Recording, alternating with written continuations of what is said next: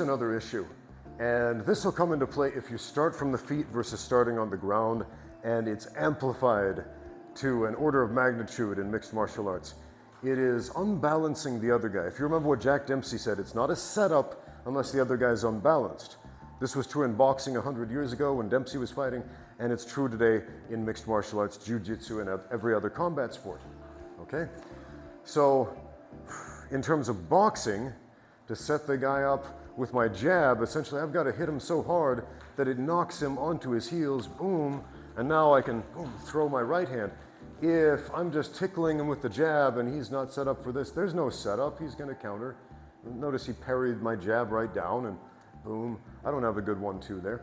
I've got to knock him back on his feet, boom, if I want to set this up, okay? What does that have to do with MMA and takedowns in jiu-jitsu? How about everything?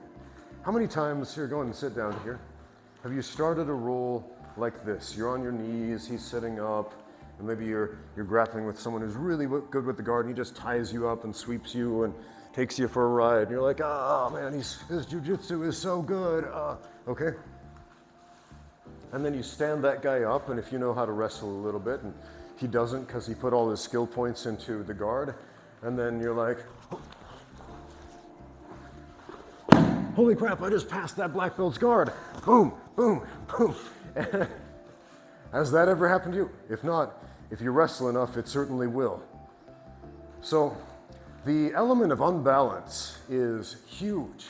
Right here on the ground, we don't have it, right?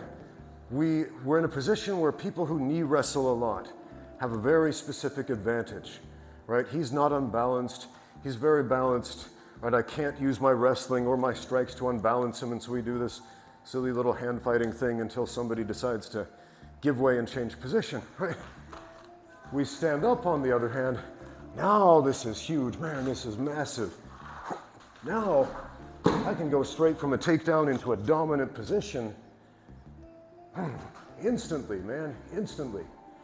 And so no matter how good you are at this range of grappling and hand fighting and doing all these jiu-jitsu specific things that will never, ever, ever come into play in MMA, unless you practice starting from the feet, let alone starting with strikes, it's not the same game at all.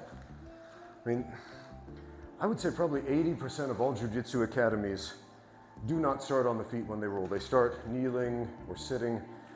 You know, even if you're a guard puller, especially if you're a guard puller, if you plan to compete, start your rolls here. Because if I want to pull guard on Jordan, or he wants to pull guard on me, and he's never practiced this live before, this is an experience I've had a bunch of times with, you know, good guard players, right? And you put your hands on them, right? They don't have a lot of experience, and you feel them sitting down, because I've got this bicep tuck, boom. Okay, and you just follow them down. Just follow them down to the ground. Oh, in the sport jiu-jitsu, what just happened? Well, I might have just scored 2 points on him, depending on how the referee saw it. If the referee saw it as I initiated the takedown, I got the 2 points, and that's a huge risk there, right? But let's say Jordan has practiced pulling his guard a whole bunch of times, and so, look, now he has the inside bicep tie-ups, right? So I don't have that. So now when he goes to pull guard, oh, look, now I can't shoot in on his legs. Huge, huge difference. And it's just one little minor detail. But you'll only get the understanding of those details if you practice your sport like the actual sport. And remember, even jiu-jitsu tournaments start on the feet.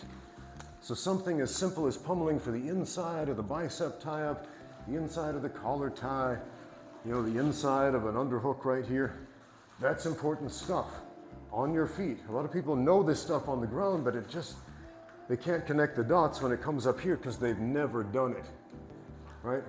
Here, not a great place to pull guard because that guy can shoot on you. Here, yeah, now he can. Now if he's a guard puller, that's okay. Now, let's change one little rule. Now we can strike. Why would Jordan not want to pull guard? Well, for the very simple reason, boom, boom, boom. Okay? Totally different thing. Thank you for watching. Now get out there and train.